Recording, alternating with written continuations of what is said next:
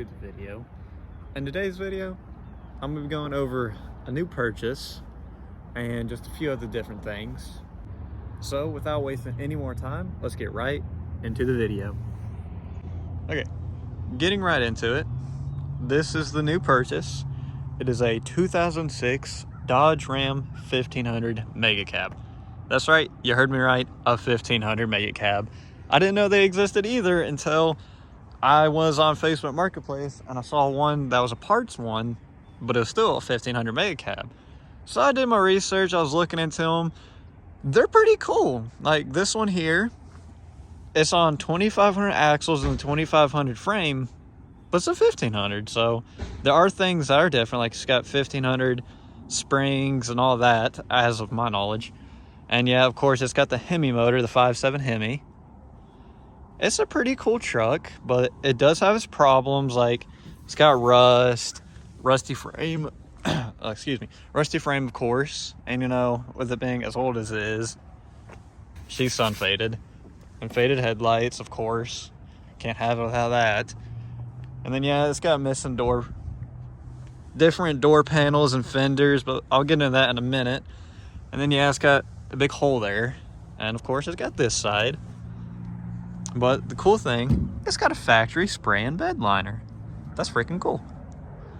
But this here, there's a dent there because this door also needs replaced. But what happened, the second owner, the man I bought it from, he told me a deer hit this fender, then it hit this door, and then the original back door that was here, it completely smacked it. It hit it so hard, the top of it was like out that way and wouldn't even latch properly. But he gave me this door and this fender to come along with the truck, and I got it all put on. I've been pulling out and trying to work out these dents here, but I think this door is just going to be replaced too because it doesn't even latch right either.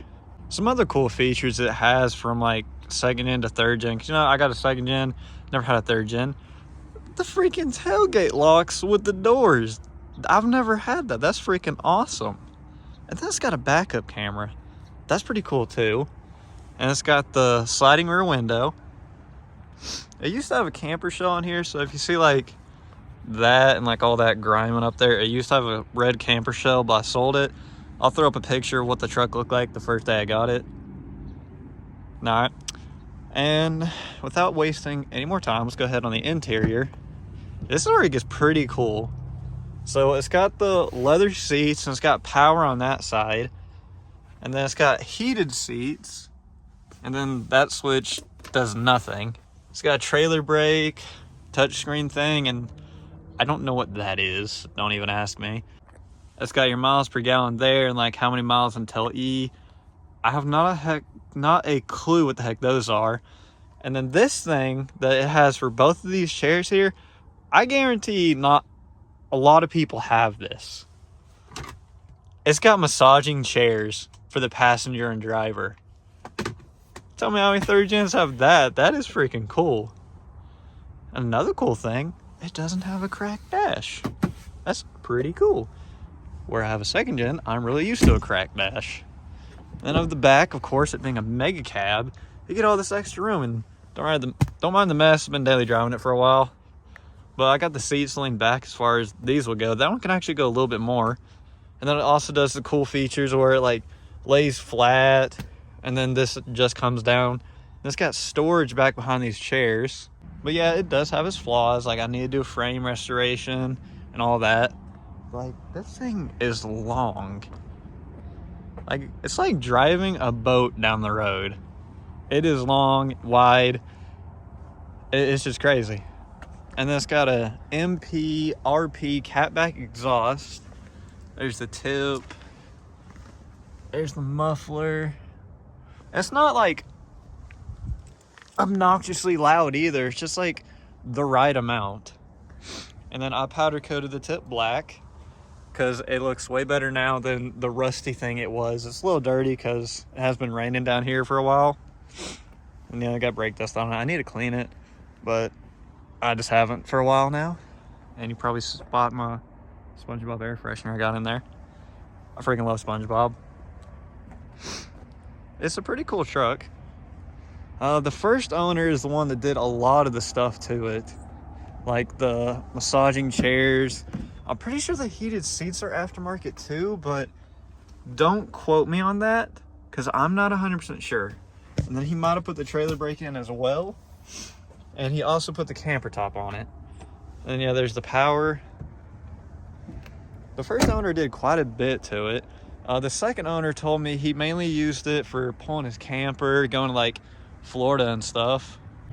And I was planning on using this to be the pulling truck for my show truck, because originally I used my dad's, I think it's a 2011 Ford F-250 gas truck, and on my way back from rod runs, it actually money shifted itself, went down 2 gears, redlined, and it stayed that way for a good some minutes. I tried to help it out, trying to get it to upshift, but it just wouldn't.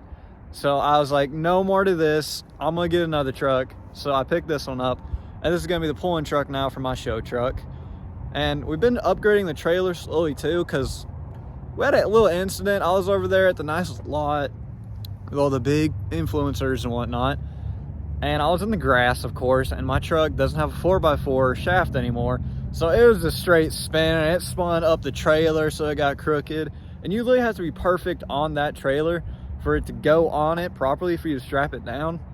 So we ended up having to back the trailer up and loading it on that way on the pavement.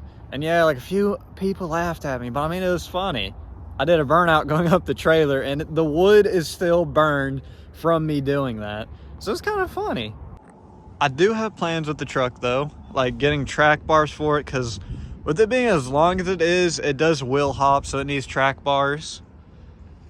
And I want to do some motor upgrades to it as well, and then obviously do a frame restoration, maybe try to get that dent out of the bumper and the dents out of that door, or just replace that whole door. And then I want to get some switchback tow mirrors, because I'm not a big fan of these. Golly, it's cold. And then I want to get a 4th gen style steering on here, because she does got a little sway in her. And then obviously some new headlights, taillights, and a 3rd brake light, and window tint, because we are straight fish bowling at the moment. And then I want to try to get the rest of this off. I did debadge it, but we still got some of this stuff still on it, so I need to take care of that. So there's still a few things I want to do to it, like different wheels, because I like 3rd gen stocks, but they're not my favorite. And I'm thinking about getting rid of the running boards, but I'll leave that up to you guys. What do you guys think? Should I get rid of the running boards, or should I keep them?